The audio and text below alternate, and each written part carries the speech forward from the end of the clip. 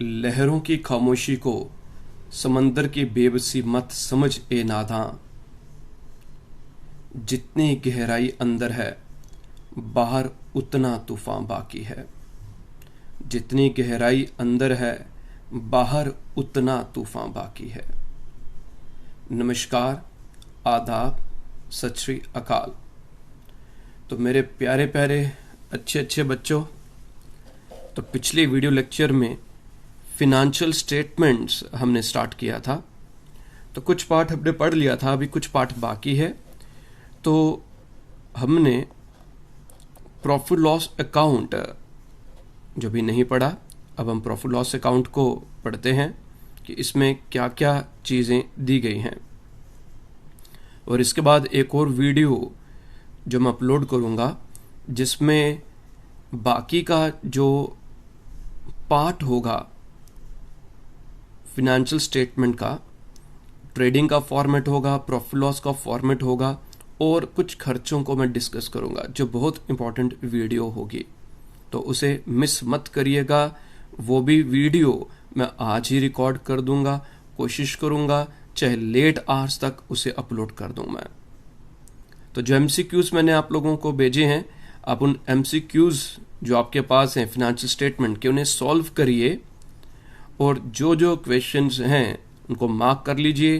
और जब मैं उसकी वीडियो लेक्चर में MCQs डिस्कस करूंगा तो आप अपने आंसर्स को वेरीफाई करिए, डाउट्स को क्लैरिफाई करिए। तो बेटा अब स्टार्ट करते हैं प्रॉफिट एंड लॉस अकाउंट। तो अब इसमें क्या क्या दिया गया है। प्रॉफिट लॉस अकाउंट, सबसे पहले बेटा हम फिनेंशियल स्टेटमेंट्स में ट्रेडिंग अकाउंट बनाते हैं। ट्रेडिंग अकाउंट में बैलेंसिंग फिगर हमारी ईदर ग्रॉस प्रॉफिट आ सकता है और ग्रॉस लॉस आ सकता है। एंड आफ्टर दैट जो अगला अकाउंट हम बनाते हैं उसे प्रॉफिट एंड लॉस अकाउंट बनाते हैं। ट्रेडिंग अकाउंट से हमें ग्रॉस प्रॉफिट या ग्रॉस लॉस, डायरेक्ट एक्सपेंसेस दी होती हैं, तो उसको कंपेयर कर कर ग्रॉस प्रॉफिट या ग्रॉस लॉस कैलकुलेट करते हैं। बट बिजनेस में सिर्फ डायरेक्ट एक्सपेंसेस इनकर नहीं होते, बिजनेस में इसके अलावा भी और भी कई एक्सपेंसेस होते हैं जिन्हें हम इनडायरेक्ट एक्सपेंस कहते हैं। और एक्चुअल प्रॉफिट या नेट प्रॉफिट बिजनेस का कितना है वो हमें कैलकुलेट करना होगा, जिसे हम प्रॉफिट लॉस अकाउंट में फाइंड आउट करते हैं। तो trading account only discloses a gross profit जो अर्न किया जाता है as a result of buying and selling of the goods. Businessman को कई और एक्सपेंसेस इनकर करने पड़ते हैं जो ट्रेडिंग अकाउंट में हम नोट डाउन नहीं करते। तो बिजनेसमैन जो होगा वो इंटरेस्टेड है एक्चुअल नेट प्रॉफिट को फाइंड आउट करने के लिए, या नेट लॉस अगर उसको इनकर हुआ तो as such profit loss account जो बताया मैंने आपको उसे प्रिपेयर किया जाता है और ये कंटेन करता है all the items of losses and gains pertaining to the current period. तो जितनी भी आइटम्स होंगी वो सारी के सारी इसमें इंक्लूड होती है। प्रोफेसर कार्टर ने जो डेफिनेशन दी है, a profit and loss account is an account in which all gains and losses are collected in order to ascertain the gains over the losses or vice versa. Next one is need and importance of P&L account. Need क्या है, जरूरत क्या है, या इसकी importance, weightage क्या है, क्यों बनाया जाता है। तो बेटा इसमें सबसे पहला क्या आ गया, to ascertain the net profit और नेट लॉस। हमें नेट प्रॉफिट या नेट लॉस को फाइंड आउट करने के लिए प्रॉफिट लॉस अकाउंट बनाना पड़ता है, क्योंकि ट्रेडिंग अकाउंट से हमें सिर्फ ग्रॉस प्रॉफिट का पता चलता है जो ट्रेडिंग अकाउंट ट्रेडिंग एक्टिविटीज से रिलेटेड होती हैं, और प्रॉफिट लॉस अकाउंट डिस्क्लोज करता है नेट प्रॉफिट या नेट लॉस जो एंड में which will be available to the proprietor. और इस नेट प्रॉफिट को जो हम लेटर पार्ट में पढ़ेंगे, it will be transfer to the balance sheet. Balance sheet में ये कैपिटल अकाउंट में क्लब कर दिया जाता है, वहां पर ऐड किया जाता है, वहां पर ट्रांसफर कर दिया जाता है। Comparison with the previous years profits. Comparison, तो जब भी हम बिजनेस करते हैं, पिछले लेक्चर में भी बताया था कि हमने ये देखना कि हमारी ग्रोथ हो रही है या नहीं, हम क्या वहीं पर ही खड़े हैं या हमने पिछले साल से इस साल कुछ और इंप्रूवमेंट की है, कुछ और सेल ज्यादा की है, ज्यादा प्रॉफिट किया है। तो अगर स्टैग्नेट हो गया, अगर हम वहीं पर रुक जाएंगे तो बिजनेस कभी ग्रो नहीं करेगा, कभी तरक्की नहीं होगी, कभी नई नई चीजें इनोवेशंस नहीं हो पाएंगी। तो net profit of the current year can be compared, जो करंट ईयर का नेट प्रॉफिट है उसे प्रीवियस ईयर्स के नेट प्रॉफिट से हम कंपेयर करते हैं, और ये इनेबल करता है बिजनेसमैन को टू फाइंड आउट कि अगर उनका प्रॉफिट डिक्रीज हुआ है तो उसके कारण क्या थे, क्या रीजंस हैं जिस वजह से उनका प्रॉफिट कम हो रहा है, और वो उन रीजंस को, अगर उनका प्रॉफिट डिक्लाइन हुआ है तो उन रीजंस को आइडेंटिफाई करेंगे, इनको रिमूव करेंगे, और अगर ग्रोथ हुई है तो किन कारणों से ग्रोथ हुई है, और वो उन्हीं रीजंस को, उन्हीं स्ट्रैटेजीज को वो आगे फॉलो करेंगे। Control on expenses. तो ट्रेडिंग अकाउंट में बच्चों मैंने बताया था कि हमारे पास डायरेक्ट एक्सपेंस होते हैं, और प्रॉफिट लॉस अकाउंट में हमारे पास इनडायरेक्ट एक्सपेंस, जिससे हम डायरेक्टली किसी प्रोडक्ट से रिलेट नहीं कर सकते। तो profit loss account helps in comparing various expenses with the expenses of the previous year. तो अगर हमारा ग्रॉस प्रॉफिट कंपेयर करते हैं, ग्रॉस प्रॉफिट ज्यादा था प्रीवियस ईयर के साथ कंपेयर किया, अगर ग्रॉस प्रॉफिट ज्यादा था और उसके बावजूद नेट प्रॉफिट हमारा करंट ईयर में कम आ रहा है, तो उसका कारण क्या होगा कि हमारे जो इनडायरेक्ट एक्सपेंसेस हैं वो ज्यादा इनकर हो रहे हैं। तो हमें अपने एक्सपेंसेस, जो इनडायरेक्ट एक्सपेंसेस हैं, उनको कंपेयर करना होगा विद द प्रीवियस ईयर्स।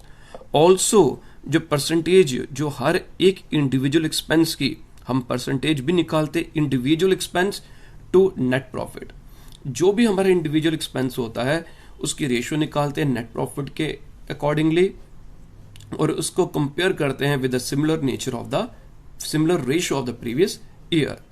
तो ये कंपैरिजन हमें मदद करता है जो अननेसेसरी एक्सपेंसेस हैं, कि हमारे जो सैलरी है वो प्रॉफिट का कितने परसेंटेज है। तो अगर हमारी सैलरी प्रॉफिट का 15% है, करंट ईयर में अगर सैलरी हमारी प्रॉफिट की 18% हो जाएगी, दैट मीन्स हमारे खर्चे इंक्रीज हो गए हैं। हमारे खर्चे अगर इंक्रीज होंगे तो हमारा प्रॉफिट डिक्रीज हो रहा होगा। Helpful in the preparation of the balance sheet. तो जब हम प्रॉफिट लॉस अकाउंट बनाएंगे, वहां से बैलेंसिंग फिगर नेट प्रॉफिट होगी, और ये नेट प्रॉफिट बैलेंस शीट में कैपिटल अकाउंट में हम क्लब कर देते हैं, वहां पर ट्रांसफर होगा, तो जिसके बिना बैलेंस शीट कंप्लीट नहीं बनेगी। Next is preparation of profit and loss account. तो प्रॉफिट एंड लॉस अकाउंट जो है ये स्टार्ट होता है, started with the amount of the gross profit. जब हम बेटा ट्रेडिंग अकाउंट बनाते हैं, तो ट्रेडिंग अकाउंट में जब हम ट्रेडिंग अकाउंट बनाएंगे तो अगर ग्रॉस प्रॉफिट होगा तो वह डेबिट साइड में बैलेंसिंग फिगर आएगी, और उसे जब हम ट्रेडिंग से ट्रांसफर करते हैं प्रॉफिट लॉस में तो वो ऑपोजिट डायरेक्शन में, ऑपोजिट साइड में आता है। अगर ग्रॉस प्रॉफिट हमारा डेबिट साइड में था तो अब प्रॉफिट लॉस अकाउंट में वो क्रेडिट साइड में हम लिखेंगे, और अगर ग्रॉस लॉस होगा तो वो क्रेडिट साइड में होता है ट्रेडिंग अकाउंट में, तो प्रॉफिट लॉस अकाउंट के डेबिट साइड में उसे हम पोस्ट करेंगे। तो ये स्टार्टिंग पॉइंट होगा प्रॉफिट लॉस अकाउंट बनाने के लिए। इसके अलावा all those expenses and losses which have not been debited, जिनको हमने ट्रेडिंग अकाउंट बनाते समय डेबिट नहीं किया था ट्रेडिंग अकाउंट में, वो सभी खर्चे अब प्रॉफिट लॉस अकाउंट में हम डेबिट करेंगे। दैट मीन्स जितने भी इनडायरेक्ट एक्सपेंसेस हैं they all will be debited on the debit side of the profit and loss account। अब ये खर्चे क्या क्या होंगे, इधर मेन खर्चे जो उनकी मेन हेडिंग्स है, तो इन डिटेल आगे फिर से डिस्कस करूंगा मैं आपसे। तो these expenses include, ये क्या क्या इंक्लूड करते हैं, इसमें एडमिनिस्ट्रेटिव एक्सपेंसेस आते हैं, बिजनेस को चलाने के लिए एडमिनिस्ट्रेशन के खर्चे, जो गुड्स को बेचने से रिलेटेड जो खर्चे होते हैं सेलिंग एक्सपेंसेस, डिस्ट्रीब्यूशन एक्सपेंसेस, और इन सब एक्सपेंसेस को हम कलेक्टिवली इनडायरेक्ट एक्सपेंस कहते हैं। तो प्रॉफिट लॉस अकाउंट क्या है, ये नॉमिनल अकाउंट है, this is a nominal account. Debit में एक्सपेंस लेते हैं और क्रेडिट में इनकम्स लेते हैं। तो expenses losses on it's debit side, और जितनी भी इनकम्स होंगी एंड गेन्स होगा वो क्रेडिट साइड में लिखा जाता है। ठीक है जी। Next one is operating profit and net profit. Profit को हम दो टाइप्स में डिवाइड कर सकते हैं, एक ऑपरेटिंग प्रॉफिट होता है और दूसरा नेट प्रॉफिट होता है। ऑपरेटिंग और नेट प्रॉफिट क्या होता है, इन दोनों के बीच का अंतर क्या होगा, ध्यान से समझेंगे। तो ऑपरेटिंग प्रॉफिट बेटा ये जो प्रॉफिट होगा ये अर्न किया जाता है through normal operating activities of the business. जो नॉर्मल ऑपरेटिंग एक्टिविटीज होती हैं बिजनेस की, उसके माध्यम से जो प्रॉफिट, उसके वजह से जो प्रॉफिट अर्न किया जाता है उसे हम ऑपरेटिंग प्रॉफिट कहते हैं। ध्यान देंगे ये कौन से आएंगे, which is earned through normal operating activities, जो वो एक्टिविटीज जिसमें बिजनेस डील करता है। नॉर्मल कोर्स ऑफ बिजनेस जो एक्टिविटीज होंगी, उन एक्टिविटीज से जो प्रॉफिट होगा that is called the operating profit. ठीक है, और ऑपरेटिंग प्रॉफिट को एक बड़ा इंपॉर्टेंट पॉइंट है, इसे हम earning before interest and tax और EBIT भी कहते हैं। Operating profit is also called EBIT, means earnings before interest and tax. यह प्रॉफिट कैसे ड्राइव किया जाता है, इट इज अराइव्ड, कैसे होगा, हम डिडक्ट करेंगे जितने भी ऑपरेटिंग खर्चे हैं। अभी ऑपरेटिंग एक्सपेंस ध्यान से समझेंगे आप लोग, जितने भी ऑपरेटिंग एक्सपेंसेस होंगे उनको हम ग्रॉस प्रॉफिट में से माइनस करेंगे। अब ये ऑपरेटिंग एक्सपेंस क्या होंगे, ये वो एक्सपेंस होते हैं which are related to the main और नॉर्मल एक्टिविटीज। जो बिजनेस की मेन या नॉर्मल एक्टिविटीज हैं जिसमें बिजनेस डील करता है, उसी बिजनेस से रिलेटेड जो खर्चे होंगे वही एक्सपेंस हम इसमें लेंगे, उन्हीं एक्सपेंसेस को हम लेंगे। Are called operating expenses. Operating expenses बेटा क्या क्या होते हैं, office and administrative expenses, selling and distribution expenses, discount, ये ध्यान दीजिएगा डिस्काउंट भी ऑपरेटिंग एक्सपेंस है, बैड डेट्स भी ऑपरेटिंग एक्सपेंस है। ठीक है, अब नेट प्रॉफिट में हम आगे डिस्कस करेंगे, तो इसमें शायद इसमें हम नॉन ऑपरेटिंग एक्सपेंस भी डिस्कस करेंगे। कौन कौन से नॉन ऑपरेटिंग एक्सपेंस होते हैं, नॉन ऑपरेटिंग इनकम्स होती हैं। तो नेट प्रॉफिट क्या होगा, इट इज जब हम डिडक्ट करते हैं, क्या डिडक्ट करेंगे बेटा, all operating as well as non operating expenses. हम जितने भी ऑपरेटिंग और नॉन ऑपरेटिंग एक्सपेंसेस हैं जब वो डिडक्ट करते हैं ग्रॉस प्रॉफिट से, कहां से करते हैं, ग्रॉस प्रॉफिट से, तो जो प्रॉफिट आता है तो उसे हम नेट प्रॉफिट कहते हैं। ऑपरेटिंग प्रॉफिट निकालने के लिए हम क्या सिर्फ माइनस करते हैं बेटा, सिर्फ ऑपरेटिंग खर्चे जो होते हैं वो माइनस करते हैं। और यहां पर क्या होगा, हम operating as well as non operating दोनों खर्चों को लेस करेंगे। तो एक्सपेंसेस विच आर इंसिडेंटल और indirect to the main operations of the business are called non operating expense. जो इनडायरेक्ट है मेन ऑपरेशन से, जो इंसिडेंटल है, जैसे एग्जांपल क्या आ जाएगा, इंटरेस्ट ऑन लोन। ठीक है, बिजनेस ने लोन लिया है, ठीक है, बिजनेस ने लोन लिया, अब उस लोन के ऊपर वो इंटरेस्ट पे करेंगे। तो ये जो इंटरेस्ट है बिजनेस की नॉर्मल एक्टिविटीज मीन्स, अगर जैसे मेरा कोचिंग इंस्टीट्यूट है, कोचिंग सेंटर है, अब मैं यहाँ पर अपना कोचिंग सेंटर रन कर रहा हूं, तो मेरे जो सैलरी होगी, जो रेंट होगा, बिजली का खर्चा होगा, this all are operating expenses.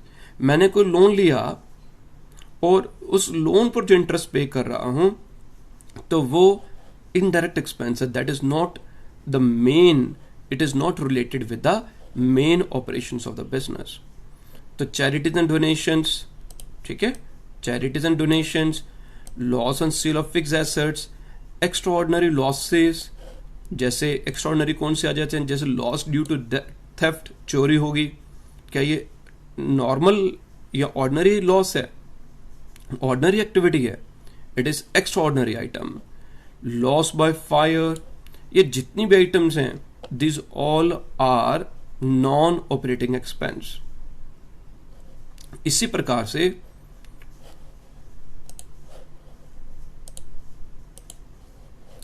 तो इसी वे से आगे नॉन ऑपरेटिंग इनकम्स भी होंगी, और नॉन ऑपरेटिंग इनकम्स जो होती हैं उनको हम ऐड करते हैं, वो प्रॉफिट लॉस अकाउंट के क्रेडिट में आती हैं। तो non operating incomes are added while calculating net profit.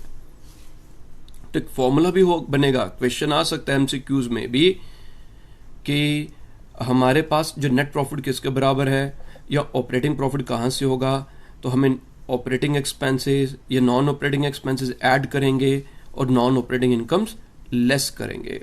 ठीक है, तो नॉन ऑपरेटिंग इनकम्स क्या क्या होती हैं, रिसीट ऑफ इंटरेस्ट, हमें इंटरेस्ट मिला, रेंट मिला, डिविडेंड मिला, gain on sale of fixed assets जो हैं, this all are net profit. ये क्या है बेटा? ये नेट प्रॉफिट है। नेक्स्ट वन इज बेटा बैलेंस शीट। बैलेंस शीट क्या है?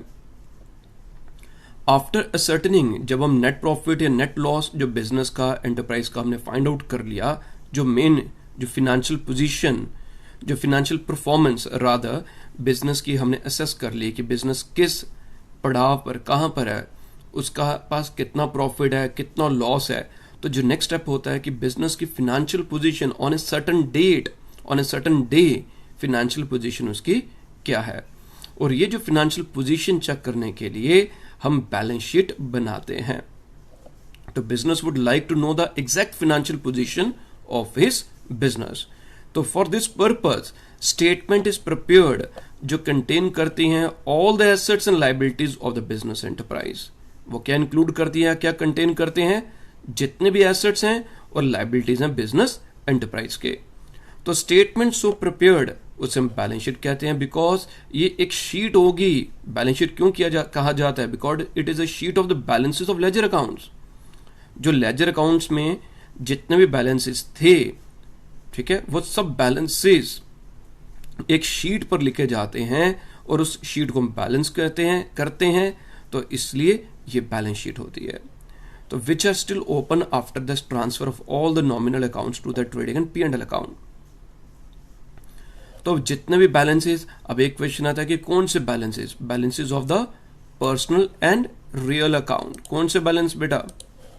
Balances of the personal and real account are grouped as assets and liabilities. जो नॉमिनल अकाउंट्स होते हैं they are all are transfer to the trading and P&L account. और जो laser में personal और real account जो बच गए हैं, they all are grouped as assets and liabilities. ठीक है जी। जितनी भी लायबिलिटीज हैं they are shown on the left side of the balance sheet और assets are shown on the right hand sides. तो एसेट्स को हम कहां पर शो करते हैं? एसेट्स को बेटा हम शो करते हैं राइट हैंड साइड पर। Next is in the words of Carlson, a business form showing what is owed and what the proprietor is worth is called balance sheet. और ए पामर ने क्या बोला है? The balance sheet is a statement at a particular date showing on one side of the trader's property and possession and on the other hand the liabilities. ठीक है। Next is need and importance of preparing a balance sheet. तो क्या जरूरत है या importance क्या है balance sheet बनाने की?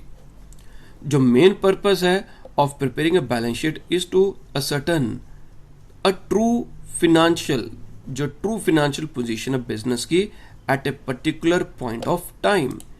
तो जब हम बैलेंस शीट बनाते हैं बेटा, तो एक पर्टिकुलर पॉइंट ऑफ टाइम पर होगा। Balance sheet is not prepared for a period, ये ध्यान रखिएगा। It is prepared for at a particular point of time. तो जब भी हम बैलेंस शीट बनाते हैं तो उसके ऊपर हेडिंग लिखी जाती है balance sheet as on 31st March 2000, जो भी ईयर होगा। It helps in ascertaining the nature and cost of various assets, कि बिजनेस के पास कौन कौन से एसेट्स हैं, उनकी नेचर क्या है, उनकी अमाउंट क्या है, उनकी कॉस्ट क्या है। जितने भी एसेट्स हमारे पास ऑन ए पर्टिकुलर डेट होंगे, जैसे क्लोजिंग स्टॉक कितना है, अमाउंट कितनी है, हमने डेटर से कितने पैसे लेने हैं, हमारे पास फिक्टिशियस एसेट्स कितने के हैं। ये हेल्प करता है हमें डिटरमाइन करने के लिए nature and amount of various liabilities of the business. तो नेचर क्या है और कितनी अमाउंट हमने ऑन ए पर्टिकुलर डेट, हमने कितनी अमाउंट और किससे कितनी अमाउंट लेनी है।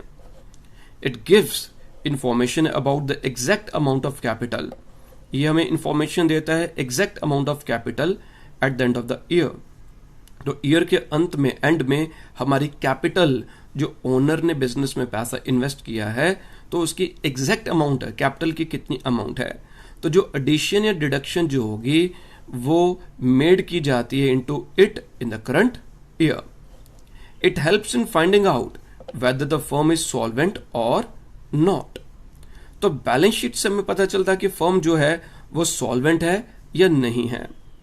फर्म सॉल्वेंट कब होगी? मैंने बेसिक्स लेक्चर में बताया था, इंसॉल्वेंट का कंसेप्ट बताया था। इंसॉल्वेंट क्या होगा कि जब लाइबिलिटीज एक्सीड करेंगी एसेट्स में, जब आमदनी अठन्नी खर्चा रुपया, आमदनी अठन्नी खर्चा रुपया, बिजनेस तो डूबेगा भैया, तो बिजनेस तो डूबेगा, तो वो बिजनेस इंसॉल्वेंट होगा। अगर किसी की आमदनी कम है और खर्चा ज्यादा है तो बिजनेस तो डूब जाएगा।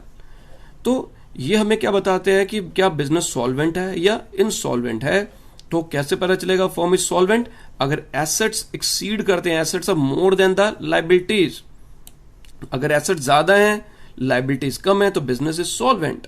एंड इसका जो वाइस वर्सा होगा, if liabilities are more and assets are less, it means business is not in a position to pay off its liabilities.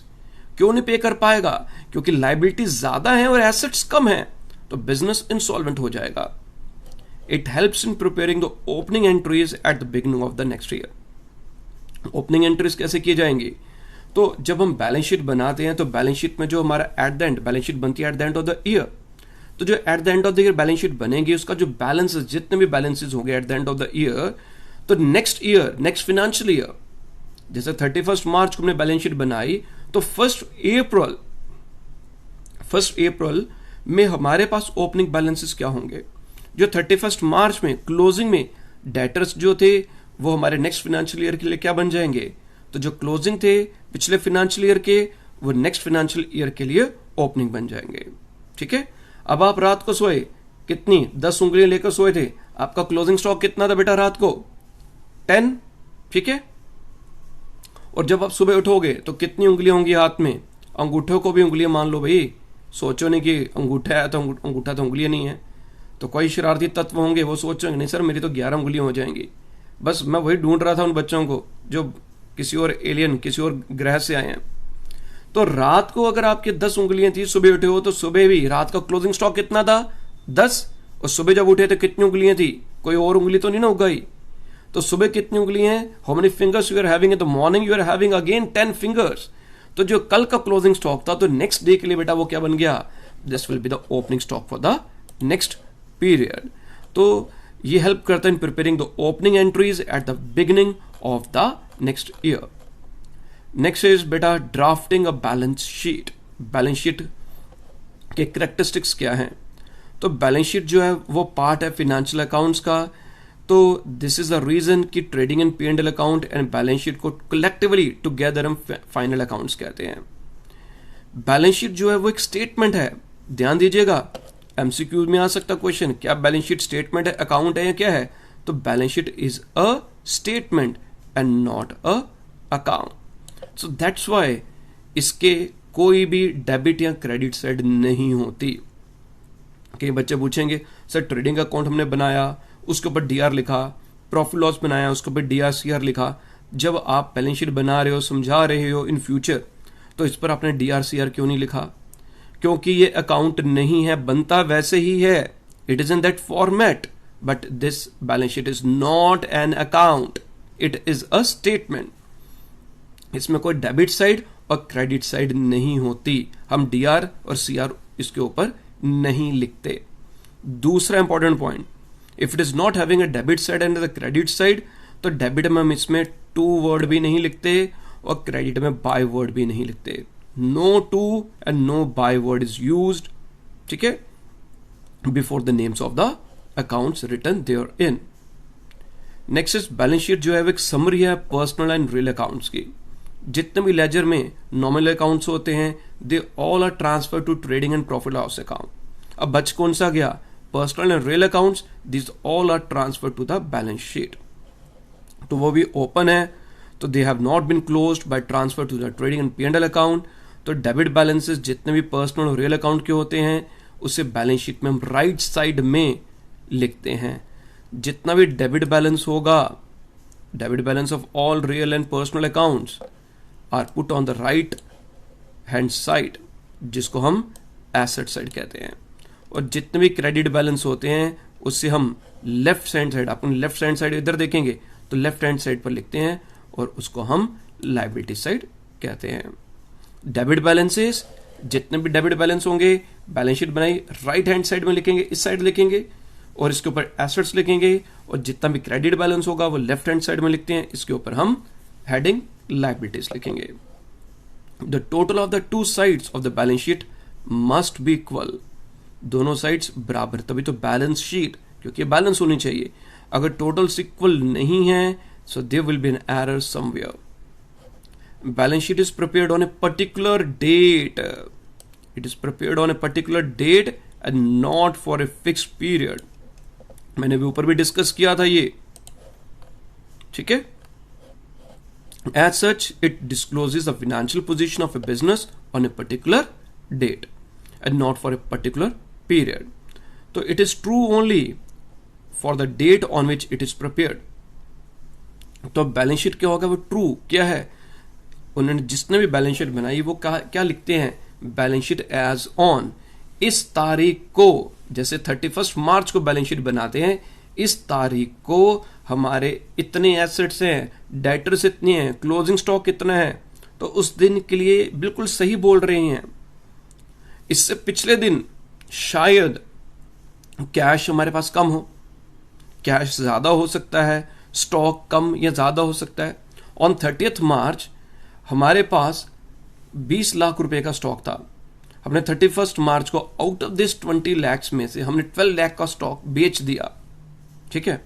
तो 31 मार्च को it just like window dressing, अगर की किसी बच्चे ने विंडो ड्रेसिंग भी पूछा था, या थोड़ा सा अकाउंट्स को थोड़ा सा उसमें कुछ हमने कॉस्मेटिक चेंजेस की, तो 12 लाख हमने शो कर दिया, स्टॉक हमने बेच दिया।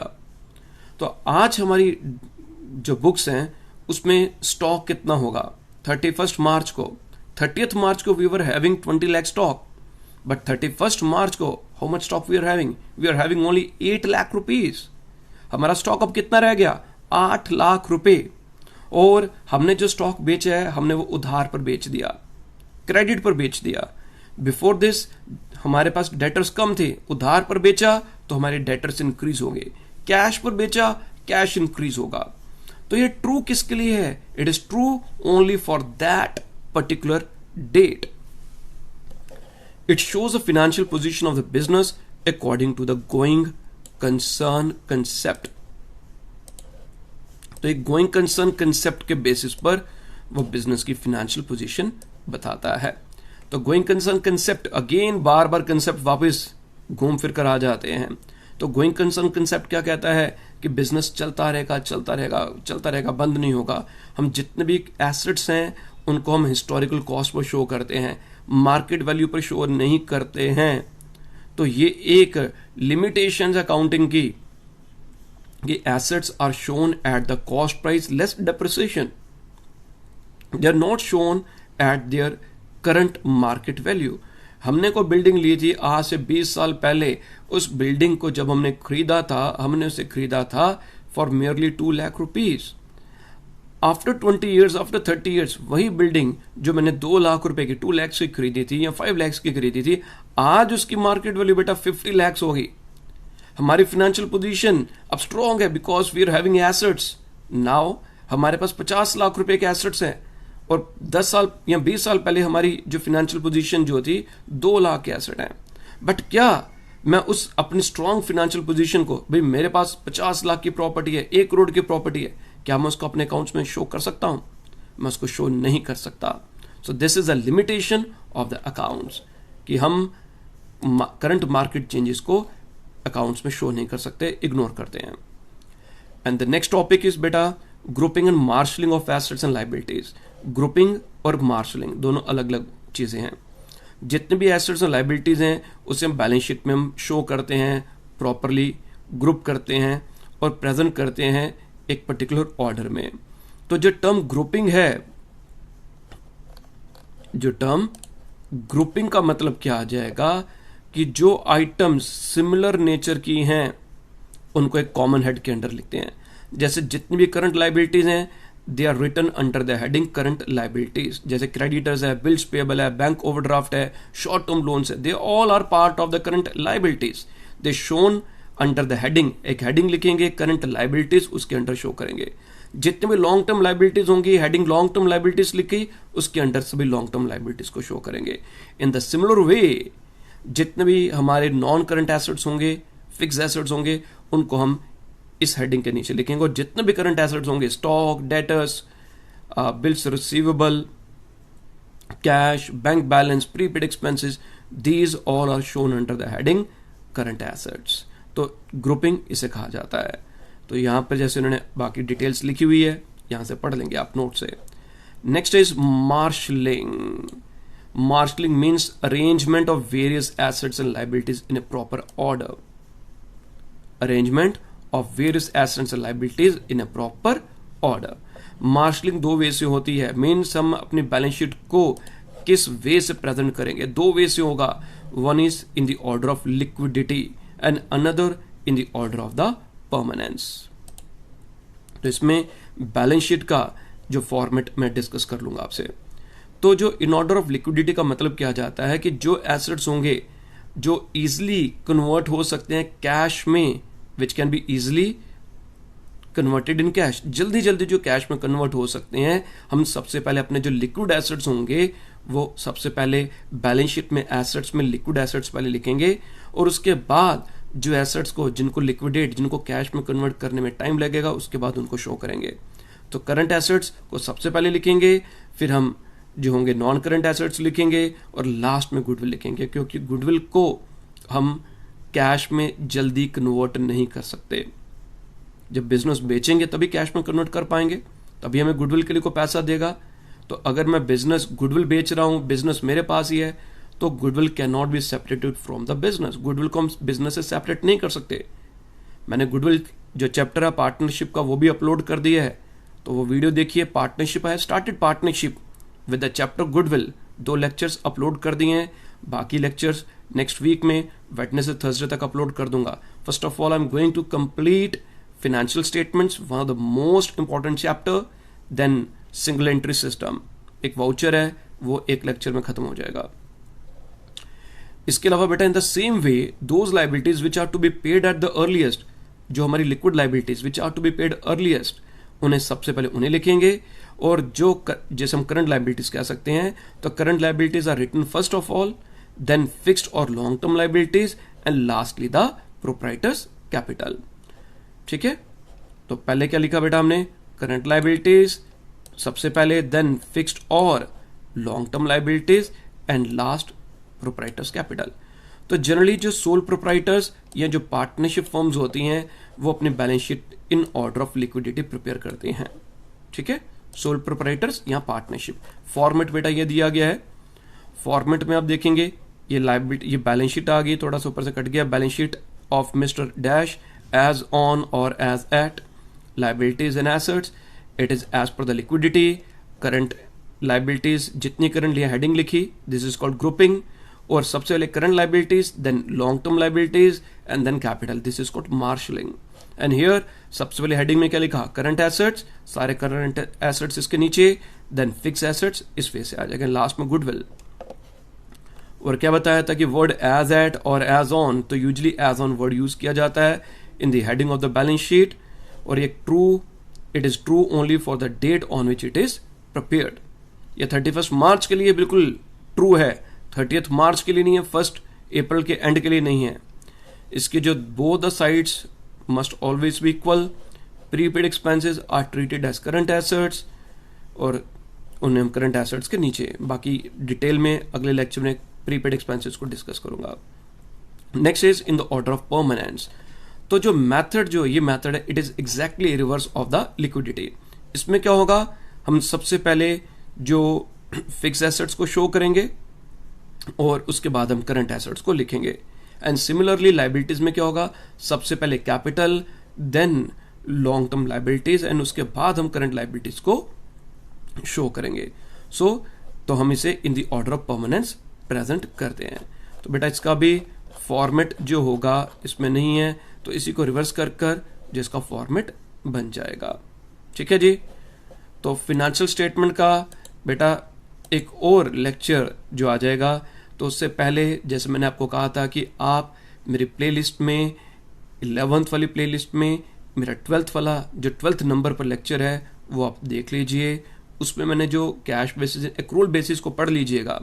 कैश बेसिस इतना इंपॉर्टेंट नहीं है अभी यहाँ पर, एक्रूअल कंसेप्ट या accrual basis, that is more important, and different types of expenses वो अच्छे ढंग से पढ़ लीजिए, आउटस्टैंडिंग, प्रीपेड जितने भी हैं, so that will be very helpful, very beneficial, और सबसे ज्यादा यूज उन्हीं का ही होगा फिनेंशियल स्टेटमेंट्स में.